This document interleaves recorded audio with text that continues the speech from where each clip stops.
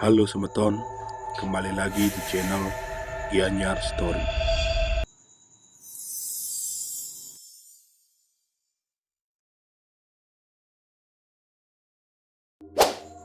Setiap daerah percaya dengan keberadaan makhluk gaib ataupun hantu penunggu suatu tempat.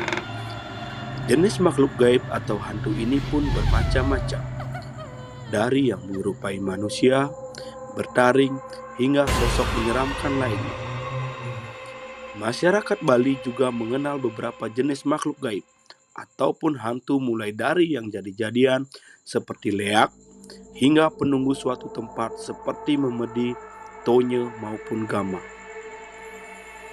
Kali ini Gianyar Story akan bahas 10 makhluk gaib yang ada di Bali. Berikut ceritanya. Yang pertama, memedi. Dalam kehidupan masyarakat Bali dikenal dengan istilah angkebang memedi. Angkebang memedi berarti disembunyikan oleh memedi. Memedi merupakan makhluk gaib yang dipercaya di Bali, di mana memedi ini dipercaya akan mendiami semak-semak, pepohonan, ataupun batu besar. Makhluk gaib ini senang bermain dengan anak-anak, di mana anak tersebut akan disembunyikan sehingga tidak akan ditemukan. Untuk menemukan seorang anak yang disembunyikan atau angkebang memedi, biasanya warga secara beramai-ramai akan menabuh alat musik gamelan Bali atau bale ganjur sehingga anak yang disembunyikan akan dikembalikan. Kedua, leak. Kata leak pasti sudah tak asing lagi di telinga orang Bali dan luar Bali. Leak merupakan hantu jadi-jadian di mana proses perubahannya disebut dengan ngelekas. Ilmu pengeleakan ini bisa dipelajari dari berbagai lontar seperti lontar Camrebrag, lontar Duge Bairawe, lontar Ratuning Kawisesan, lontar Tangting Mas, dan lontar lainnya.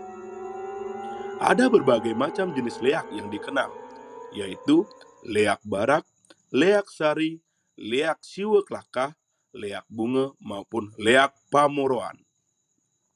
Dari semua jenis leak, yang paling tinggi adalah leak siweklakah, dikarenakan ketujuh cakra akan mengeluarkan cahaya. Untuk memperoleh ilmu pengeleakan ini, ada beberapa cara yang ditempuh, yaitu leak yang didapat dari anugerah, dikarenakan melakukan suatu tapa, atau ada juga yang diperoleh dengan cara belajar dari lontar, membeli pekakas kedukun, ataupun diperoleh melalui keturunan. Ketiga, celuluk. Celuluk juga bisa disebut dengan leak gundul. Hantu jenis ini merupakan hantu jadi-jadian dengan wujud yang sangat menyeramkan. Ia memiliki rambut yang lebat dan botak pada bagian depan. Payudaranya besar, bertaring dengan mata yang membelalak. Dalam pementasan calon arang, celuluk ini disebut juga sebagai antek-antek dari rangde. Keempat, tonye.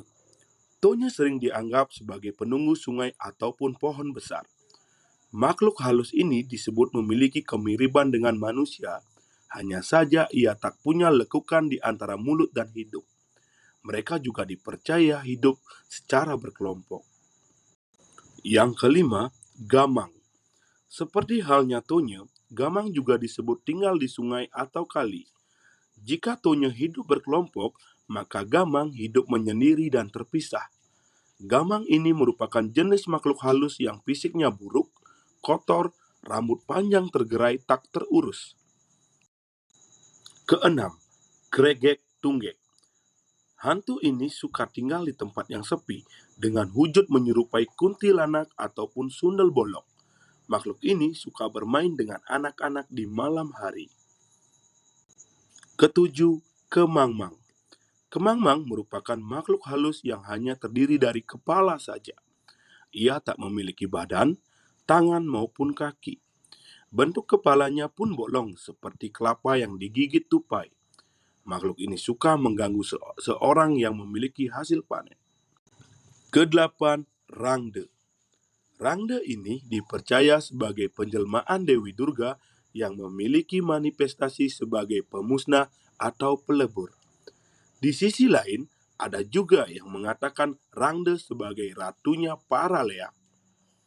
Kata rangde dalam bahasa Jawa kuno berarti janda, dan rangde merupakan sebutan untuk janda dari golongan Triwangse, yaitu Waisya, Ksatria, dan Brahmana.